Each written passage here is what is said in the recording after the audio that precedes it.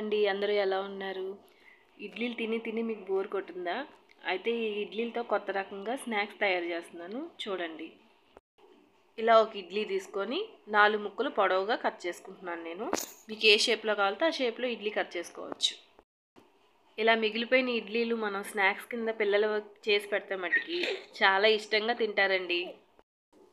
ఇలా నేను చేస్తుంటే చూడటమే కాదండి, మీరు కూడా ట్రై చేసి ఎలా ఉన్నాయో చెప్పండి.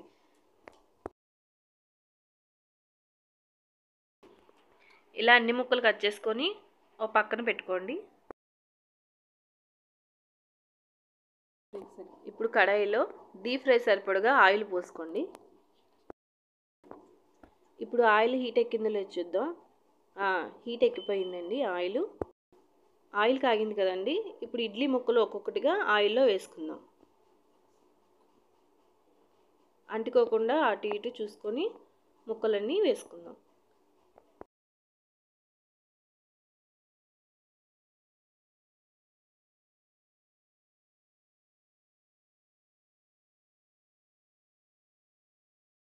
ఇలా ఇడ్లీ ముక్కలు వేసుకున్నాను. నేను అన్నీ వేసుకోలేదండి, కొంచెమే వేసుకున్నాను.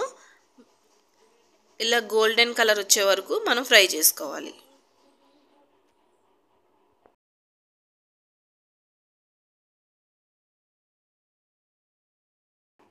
చూసారు కదా, ఇలా గోల్డ్ కలర్లో రావాలి.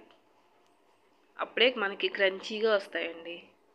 ఈ ఒక బౌల్లో మనం షిఫ్ట్ చేసుకుందాం. ఇలా టిష్యూ పెట్టుకుంటే కొంచెం ఆయిల్ ఉంటే టిష్యూకి పీల్ చేసుకుంటుందండి.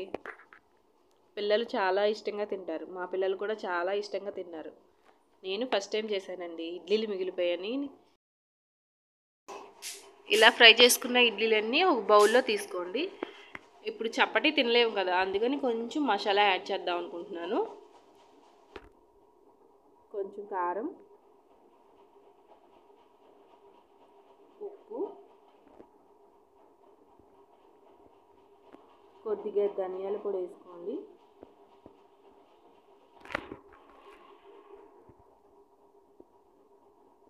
కొద్దిగా చాట్ మసాలా. ఈ 3 మిక్స్ చేసుకోండి. బాగా మిక్స్ చేసుకుంటే బాగా కొంచెం స్పైసీ వచ్చింది. ఇడ్లీలో చాలా టేస్టీగా ఉంటుందండి. నేను ఎలా వస్తుందో అనుకున్నాను, కానీ చాలా బాగా వచ్చింది. నాకైతే చాలా బాగా అనిపించింది. ఈ బౌల్లో తీసుకున్న ఇడ్లీ ముక్కలు ఉన్నాయి కదా, ఇప్పుడు ఈ చాట్ మసాలా ఇడ్లీల పైన వేసుకోండి. మొత్తం మసాలా వేసినాక టాస్ చేసుకోండి. టాస్ చేసుకుంటే మొత్తం ఇడ్లీలకి పట్టిద్ది ముక్కలు.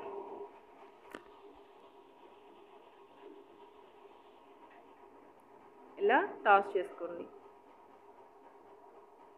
మొత్తం మసాలా మొత్తం ఇడ్లీ ముక్కలు అంతా స్ప్రెడ్ అయ్యిద్ది. సరిపోతే మీరు కొంచెం వేసుకోండి. అలా కొంచెం కొంచెం వేసుకుంటా చేసుకోండి. ఇప్పుడు చూడండి, అలా క్రంచీగా ఉండి భలే ఉన్నాయండి అసలు. మీకు నచ్చినట్టయితే లైక్ చేయండి, షేర్ చేయండి, సబ్స్క్రైబ్ చేసుకోండి. Thank you.